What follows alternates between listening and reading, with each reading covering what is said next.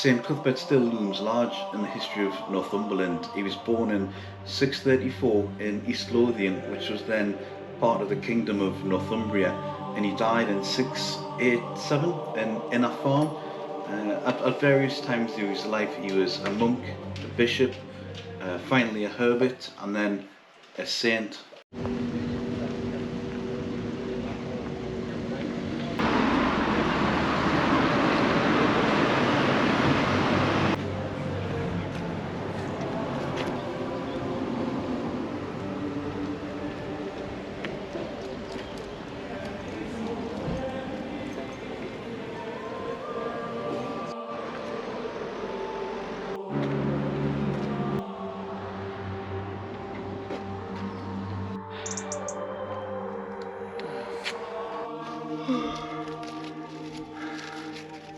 Hiya, it's Graham here. I'm doing St Cuthbert's Way, which is 62 miles or 100 kilometres from Melrose in the Scottish borders to Holy Island in Northumberland. The walk was developed and first opened in 1996, and it features several prominent places in the life of the Northumbrian saint, St Cuthbert, like Melrose Abbey, St Cuddy's Cave and Holy Island itself. I think I might have just spotted the best seat ever. Map of Scotland, some hiking poles and some hiking boots. What a canny little seat. There's a few wild raspberries along the path. The first landmark to get to was the famous Eildon Hills, which are a bit shrouded in mist from down here. So we're at the summit of the col now between all the three peaks. So this is the highest point in the Eildon Hills that we'll be going to. We're not going to go up there. And we're not going to go up that mysterious mist-shrouded summit either.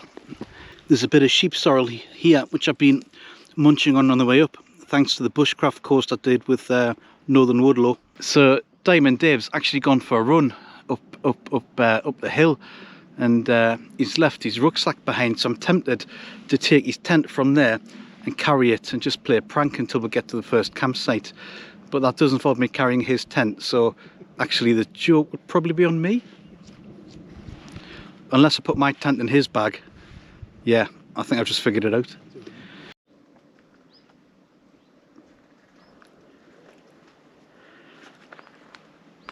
We've entered a lovely bit of broad-leafed woodland now, full of old beech trees.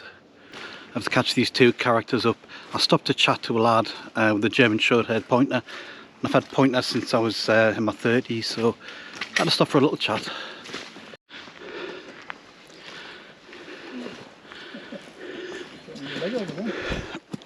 Oh.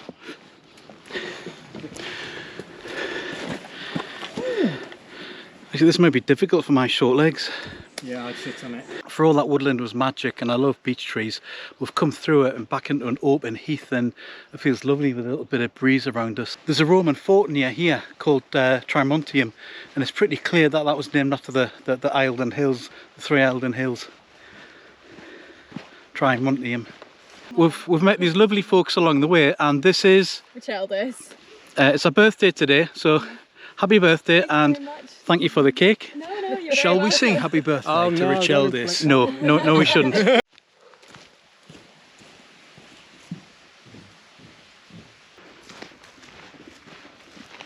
So black cats are bad luck, but black sheep, I think that's probably good luck if you cross a black sheep. So the next place we're aiming for is St Boswell's, where I hope to get a drink of water and a 5-minute rest, and after that we'll pass Dryborough Abbey there and we follow the River Tweed for the next part of the journey. And the pizza's fat-free as well. Yeah, guilt-free. Guilt-free, yeah.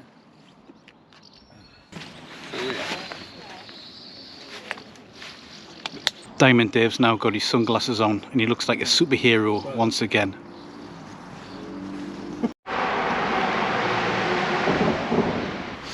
That was a welcome stop at the Co-op. Wherever you find a Co-op on a long distance walk, it's an absolute godsend. So I drank a litre of water, got filled up, and I'm up for it again because I was getting a bit hot and tired before. We've left the town and we're just on this path now. We're hiking down to the River Tweed, and then we're going to follow the Tweed for a good few loops. I actually thought we were walking to Hairstains today, but our project manager, Mark H, he's actually booked us in at a caravan site at Liliad's Edge, and it's a good few kilometres shy of Hairstains, so I'm not walking as far as I thought today. I'm not complaining about that, but I might have a bit whinge about it tomorrow.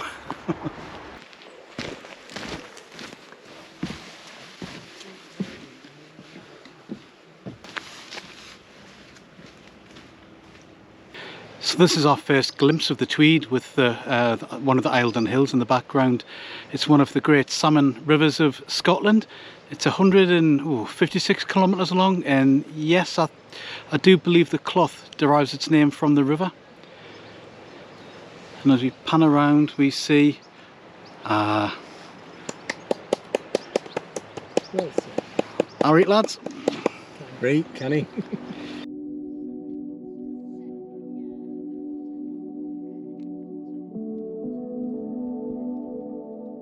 This is a fantastic bridge over the River Tweed here. We didn't have to cross it, but we came on it anyway because it's just so beautiful. Bounces as well. Red sandstone over the other side there.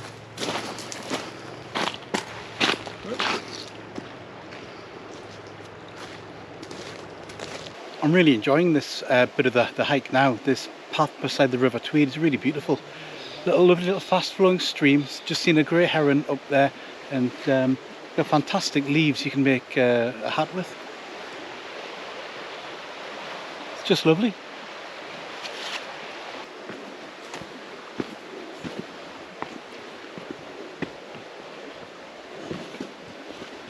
Hi folks, this is St Boswell's, which is a beautiful little town, but best of all, it's got a seat next to some bins in the car park that we're going to sit down on.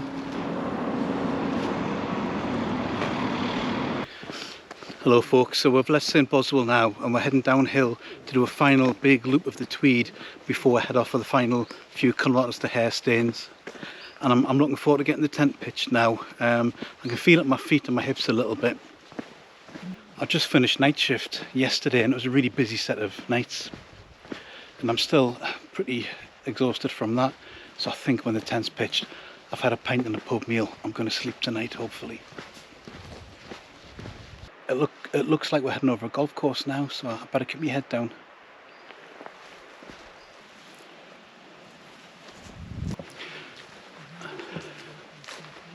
I've never played golf. I wonder if I'm missing out.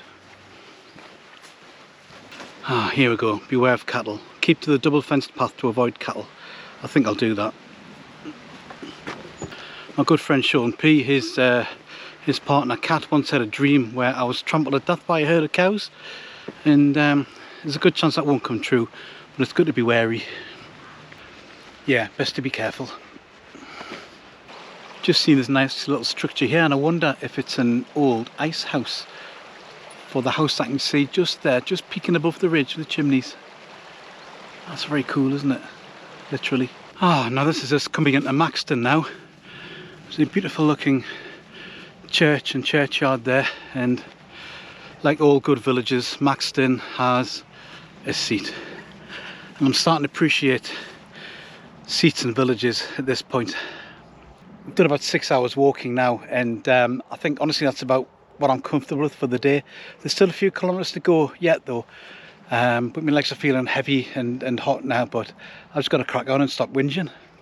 We're just on one long country lane now, and it's about, well, I think about 50 minutes hike left to get to Liliad's Edge caravan park where we're spending the night.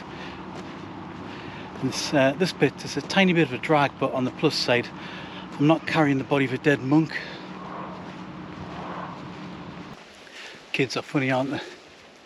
I gave my son an apple the other day, and he said, "Dad, I wanted a pear." So I gave him another apple.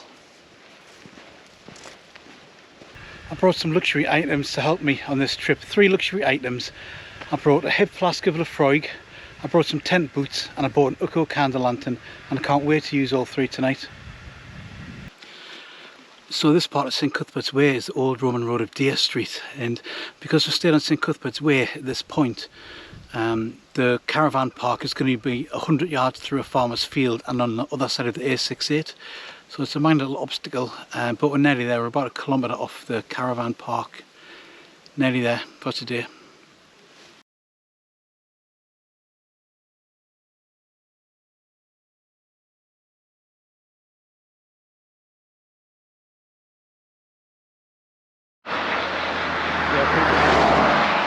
Speed camera. Are we good? Yeah, let's do that.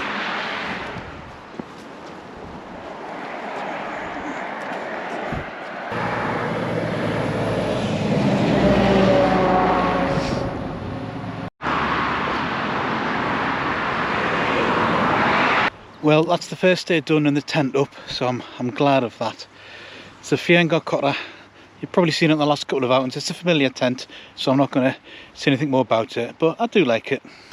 The sun set 8 minutes ago, and I've just got a Facebook message from a lad called Andrew Turner who did St Cuthbert's Way last week, and I had to laugh because he said, remember, a lot of it's type 2 fun, and I've had a lot of type 2 fun today, so I'll remember it fondly in future. But this place is a proper surprise. It's a proper little holiday park, and there's like loads of holiday makers here having their beers and meals and stuff, and kids playing around and all that.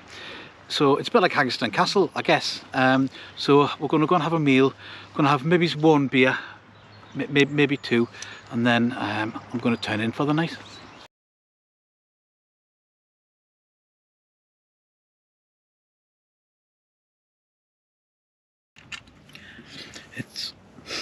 It's in the hip flask that my wife got me for my 50th birthday. It's got the Norse Tree of Life, got Yggdrasil on there. Nice flask that. And I've got my little lantern lit. It'll keep me company tonight.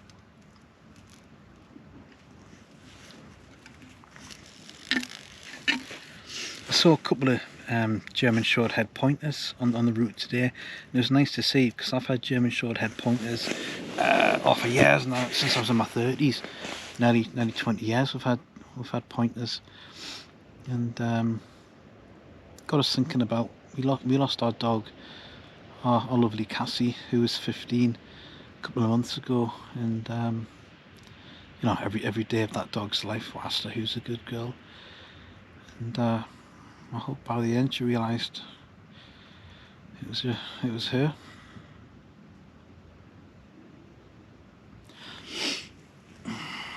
Sorry folks, it must be the couple of pints I've had and being tired from night shift. Getting a bit emotional. I think I'll bid you good night, and I'll see you in the morning.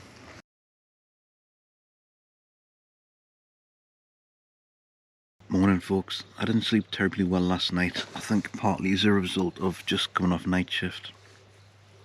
But when I did, I had really odd dreams. I can't tell you all about them because I do keep the channel family friendly, but it did involve the tomato based risotto in the toilet and radish and cars speeding up and down a country lane. Big walk ahead today, so I'm going to get myself ready and get going.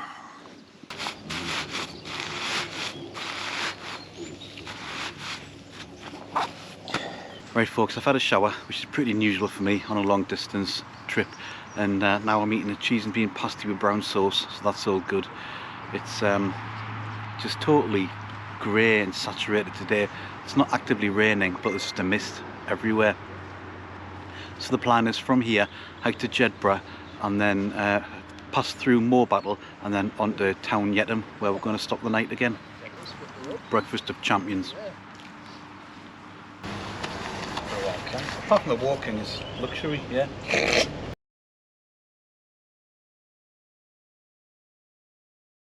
We're back on St Cuthbert's Way now, and this is a beautiful old beach woodland. After I get back from this trip, I've got a couple of 13-hour shifts to put in at work, and then I'm flying to Paphos with my lovely wife. Now she's a bit worried about me, because last time I did a long distance trail, I tried to lighten my load by skimping on my underpants, only took one pair, and I skimped on my socks as well. And I came back excoriated and red raw, you know, and my feet are in a really bad state. So my wife's going to kill me if I come back in a state not fit for holiday, which is fair enough. So you'll be happy to hear I haven't skimped on underpants or socks.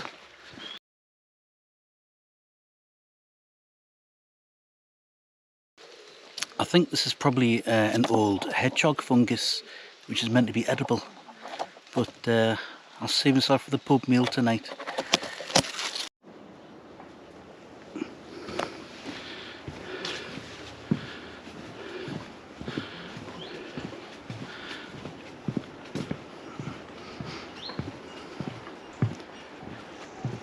Wow, what a bridge!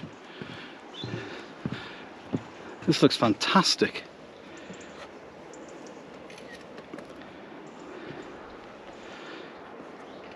It's quite the little hill we're climbing now. Got to get to the top of there. So I've got to be honest, I've got some concerns about getting to Yetton today. We've been walking for more than 4 hours solid, and there's still 20 kilometres to go. So it's probably 6 or 7 hours walking time to go, well, at my pace. So I'm not sure we're going to get to Yetton in good time. Just wonder if Morebattle is a more realistic destination to aim for tonight. We'll see. I'm going to plod on. What I've loved about this walk so far on day 2 is the amount of broadleaf woodland that you walk through. It's all these ancient oaks and beech trees. Really nice to see. It makes a difference from the kind of monoculture pine that you sometimes get in Northumberland. Fabulous. And these are Scots pine, which is my favourite kind of pine. Beautiful. We're coming up the lovely little village of, well, hamlet of Cesford now, and just beyond those trees, not the little rise, is Cesford Castle, which I've been wanting to see for a while, so I'll be there in a couple of minutes. So this is Cesford Castle. It's a brutal piece of functional architecture. Some of the walls are apparently 13 foot thick, and you can see it's got really small upper story windows. It's a remnant of turbulent times. It was built for defence. It was built in 1450 and abandoned 200 years later in 1650. And during that time it was a stronghold of the notorious Kerrs family, one of the Border Reaver families, but also Wardens of the March as well. But what an example this is. Fantastic to see it. It's peaceful now with nothing but the sheep for company. Well, as you can maybe hear, folks, it's drizzling. I've been walking for 7.5 hours now. Type 2 fun is definitely occurring. But down this road, I'm only about a kilometre from Morebattle. And I've been looking to see Morebattle because it's the childhood home of my very good friend Sean P. And I've never been. And I think knowing where he was brought up might give me a glimpse into his tortured psyche. I'm also hoping the pub there is open, because although I haven't got blisters, these boots feel heavy now. My feet are putting. It's 35,000 steps today already. Hi guys, we're in Morebattle. It's a lovely village. The pub's shut at the minute, and we've taken a controversial decision which I'm happy to defend.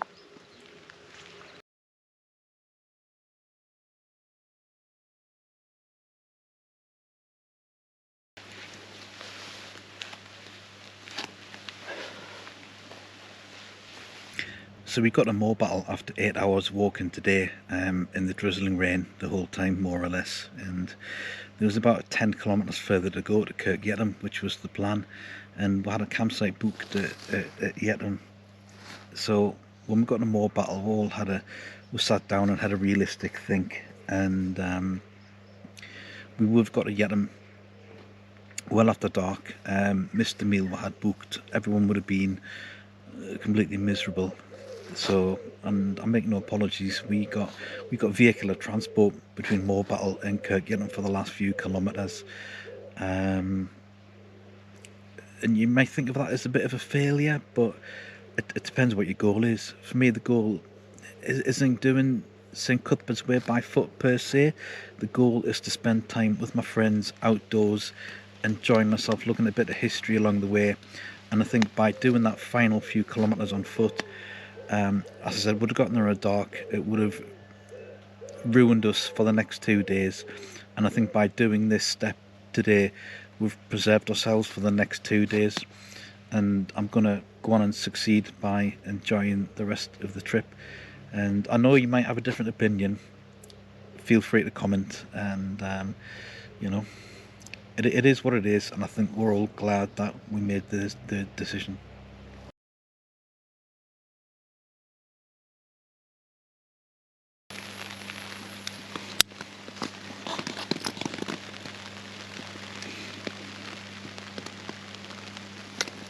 Well, I'm back in the tent, folks, after the pub, and there's a rainstorm settled in over the top of it, and it's going to last for another few hours, I think. But I've got a final treat for myself. I'm saying Cuthbert, he echoes throughout Northumbrian history, and you still find traces of him today all over the place. There's a long distance trail named after him, and there's a duck. All the eider ducks you see off the Northumbrian coast are nicknamed Cuddy's ducks, and I got married at St Cuthbert's Church many years ago to my lovely wife. But tonight, best of all, there's a cheese, Cuddy's Cave, named after the big lad himself, and it's a Northumbrian cheese, and it's one of my favourites.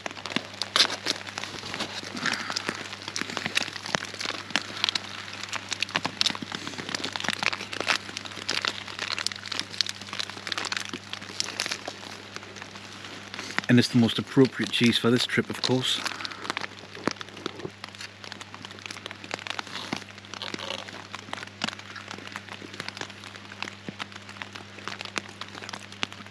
It's lovely. Highly recommended. Northumberland does some good cheese.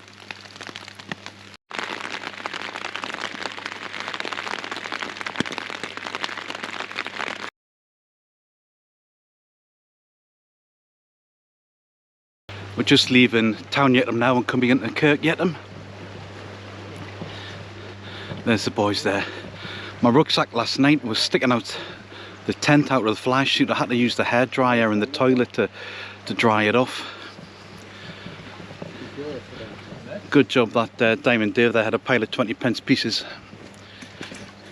Thanks, Dave. Me and old money. I've just had a cheese savoury sandwich for breakfast from the village shop, which is magic, and picked up a chicken and mushroom pie for dinner. So today it looks like it's 12 or 13 miles on the map, church bells, which isn't too bad. And best of all, we're crossing to Northumberland today, so part of the route is going to feel like home. Tonight the plan is to end up in Wooler, where we're not camping. We've got a youth hostel booked, and I still think they'll let people my age into youth hostels. Fingers crossed.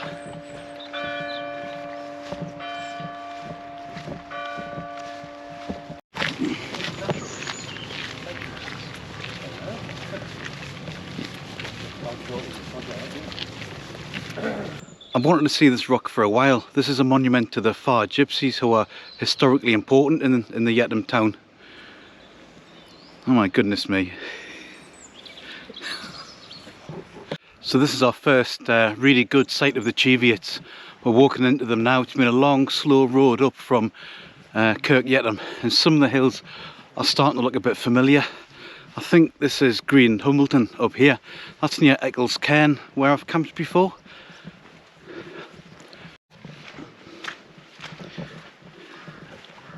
And just behind me here is Eccles Cairn, where I've camped before, and of course that's another echo of religion, isn't it? Eccles coming from ecclesiastical.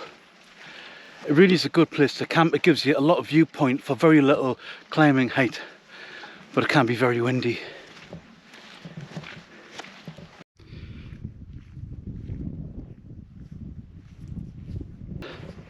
We're crossing a bit of a threshold here. That stone wall and that gate is the border between England and Scotland. So in about 20 yards, I'm going to be in home turf, Northumberland. Hooray! Yes! This This is a really lovely part of the Cheviot. Lindisfarne farm is just round the corner, and I really like this area. I think it's one of the quieter places, and you rarely see a lot of folk up here. My feet are giving me jip at this point. My scarpa boots on, they feel really heavy at the minute, and I think I'm developing a couple of blisters, so the lads are a bit ahead, so I'm just enjoying walking by myself. It's great to walk with other folk, and these are good mates, but I'm a bit of an introvert and I've got to recharge my social batteries now and again, so I don't mind this at all.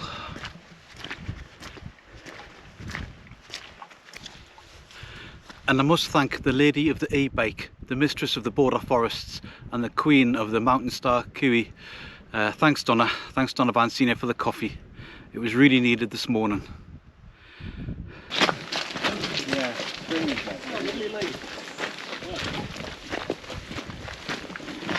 So we've got this nice flat metalled farm road between Lindisfarne farm and Heathpool, so it's easy walking to Heathpool now. Then after Heathpool we take a turn to the a little bit to the southwest, and we just skirt the flank of Eildon Bell, and we'll go nearly the top of Tom Talon's Crag before descending to Wooler and the hostel tonight. So we've still got about 4.5 hours walking from now, but I tell you what, for the first time in 3 days I can see a bit of blue sky and I can feel the warmth of the sun on my back and my shoulder, so my spirits have lifted a little bit despite my boots feeling a bit heavy. Hi guys, so we've met all sorts of interesting folk along the way, and this lovely pair have come all the way from Colorado. This is Jane Scanlon. Peter Scanlon. nice to meet you guys. So how are you finding it?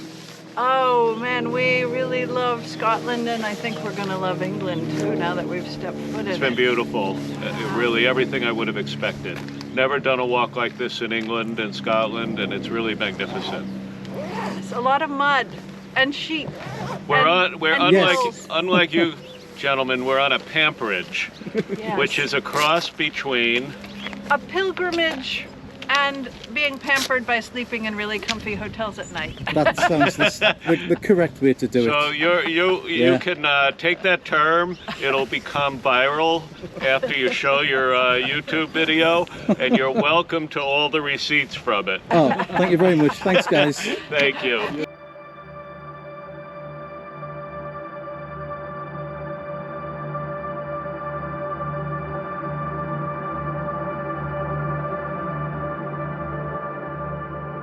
This is the path from Heathpool. I have to say I'm rather enjoying this. A little bit of mixed woodland and a nice grassy path. I know it's going to start getting altitude soon, so I'm going to enjoy this path while I can.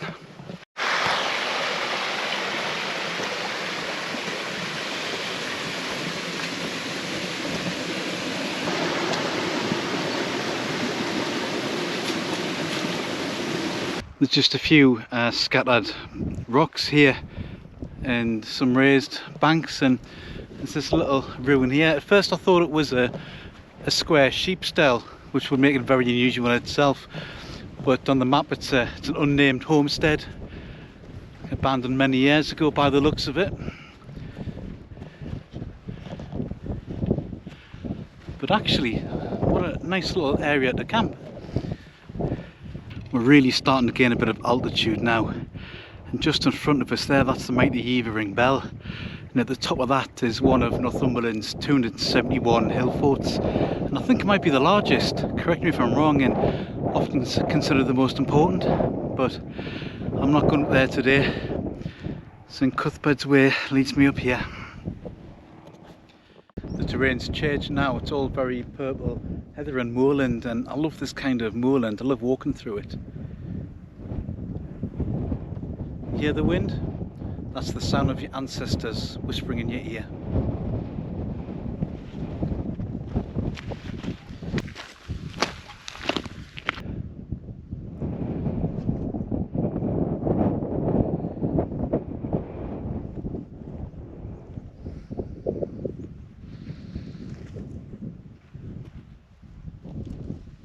We can finally see Wooler behind me in the valley below, and it feels like I've been walking forever since I left Scotland this morning, so it's really good to see our destination.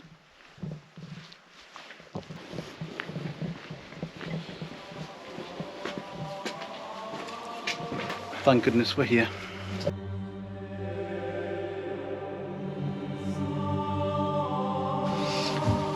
I've never been in a youth hostel. Look where I am instead of pitching a tent tonight. There's Double D, gentlemen's gentlemen. This is neat, isn't it? The fact I'm not having to pitch a tent tonight is fantastic, and I don't say that very often. Cheers. I've been trying to keep my feet in good condition with it, make sure they're dry every night with a bit of talcum powder. You've honestly got to be careful with the stuff. We used to think it was totally benign, but it's so fine, it gets everywhere. You breathe it in and it gets right into the alveoli, and it doesn't, you know, it just stays there. You can get pulmonary talcosis from this. I'm not making this up. You can get the same disease by injecting heroin if it's been cut with talc, because obviously the lungs and filter, anything that's put into the blood ends up in your lungs. So I think it's probably okay for acute use. It's been okay for a few days, but I wouldn't use it all the time. And it's more or less worked. My feet are okay, but I am finding my boots really uncomfortable. I think the boots are quite heavy. They're a pair of Scarpas and they're a bit inflexible. Every time I put my foot down, it's just hurting the soles of my feet now after, what, about 45 miles that we've done. I know it's a 62-mile hike and we're doing it over 4 days, but I can't for the life of me work out why we seem to be walking well over 15 miles a day and we're not really getting all that much closer. And the other thing is, we're looking at the distance to walk tomorrow, and I mean, we walked for, what, we got to Wooler for 5 o'clock today after setting up at 9.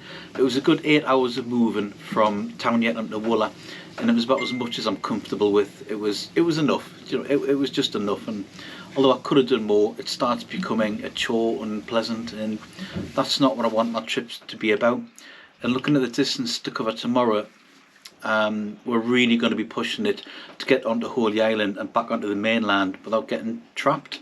And the thing is, I don't think we're going to be able to make it on Holy Island, and we're going to probably have to make the terminus on the mainland.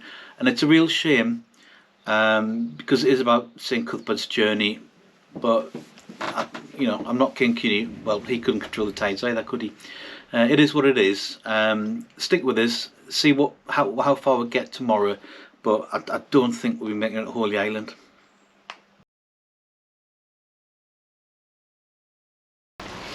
So we left Wooler a kilometre ago.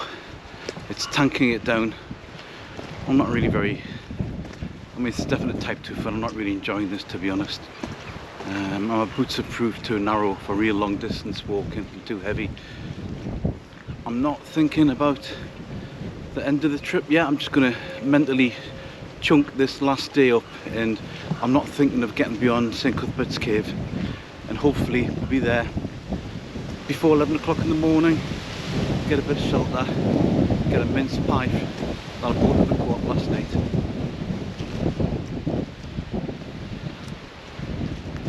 I think I'm maybe just a bit old for this.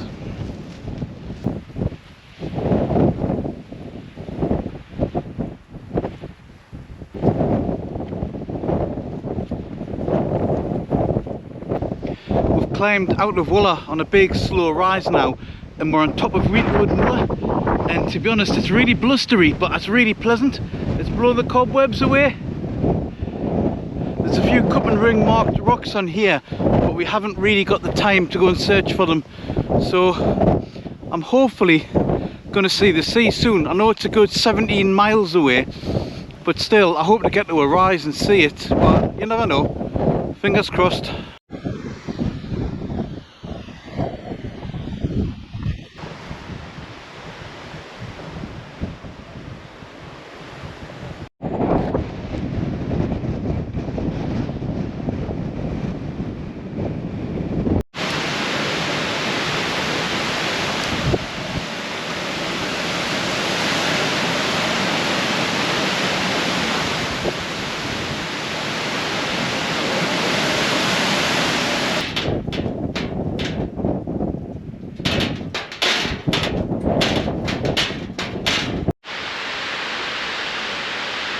We're on the approach to St Cuthbert's Cave now. So after repeated Viking raids on the holy island of Lindisfarne, the monks took the venerated body of St Cuthbert far inland for safety, and this cave is reputedly one of the places they stopped at along the way for rest, and it still offers rest for a weary pilgrim or hiker. A fabulous place. Much like the Drakeston at Morebattle, I think the Victorian Railways opened up a way for town folk and city folk to get in the countryside for the first time. So you get this rather splendid graffiti, 1846, and it's all rather well done, as if they were part-time stonemasons or something. But maybe it's just survivor bias. All the rubbish graffiti hasn't lasted till now.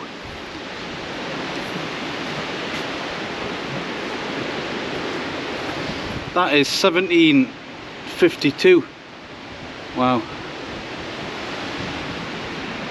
Eric is a bit later. Look, WR 1814?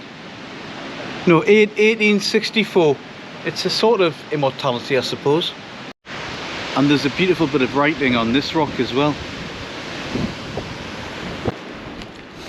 And of course, what am I going to snack on when I'm here? Curry's Cave cheese.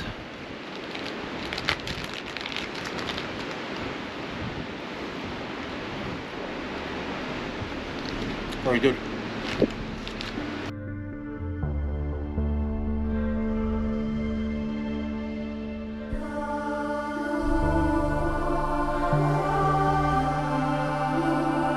And this, gratifyingly, although you probably can't see it on the GoPro, is our first sight of the sea on this entire trip. There's a little white boat just out there, and I can almost smell the sea air. Right, let's crack on. And this, although you can't hear me for the wind and can't see me because of the GoPro limitations, is our first glimpse of Holy Island. You can see the castle, the town, and I can see the causeway. Absolutely brilliant. Diamond Dave, how do you feel about seeing Holy Island for the first time? Spiritual. Elated. Relieved.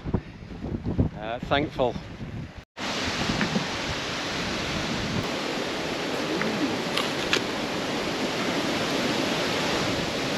After the great car.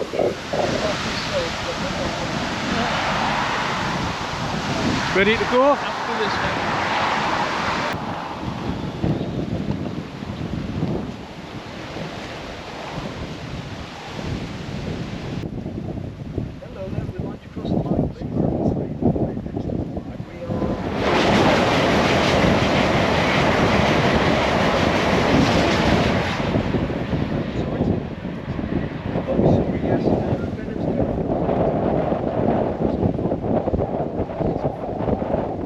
So, almost at the end of all things, we met a mysterious gentleman who provided some homemade pork pie and a pot of tea, and I've never been, almost never been, more pleased to see somebody. Sean, how you doing, mate? Oh, hiya Graham, I'm really well. It was a pleasure to meet you guys on the way and to help you out. Hi folks, I hope you can hear me because of the wind. I didn't think I would get this far this morning or in the last couple of days, but I'm on Holy Island Causeway now. So the sea covers this road twice a day, and it still catches people out every year who have to spend the night up in this box here. I think that pork pie has really invigorated me. I think I'm going to make it to Holy Island today.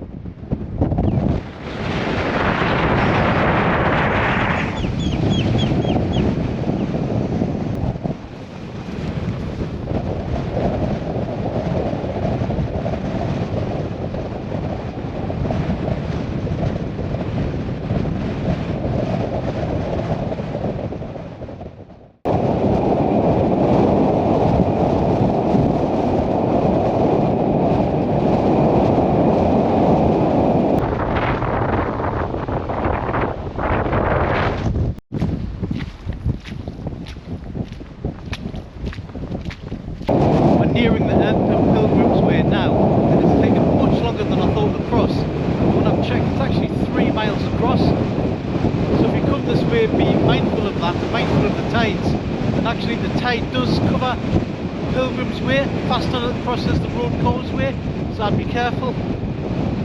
But it's been a great experience crossing this way.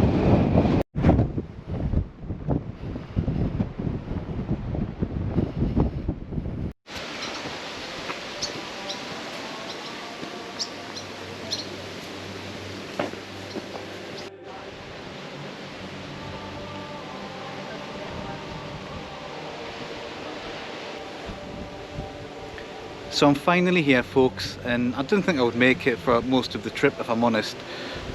Sorry for being a bit down. But I've got nothing clever to say except that this really is a place where the history and the wildlife and the light just all come together to make a truly magical place.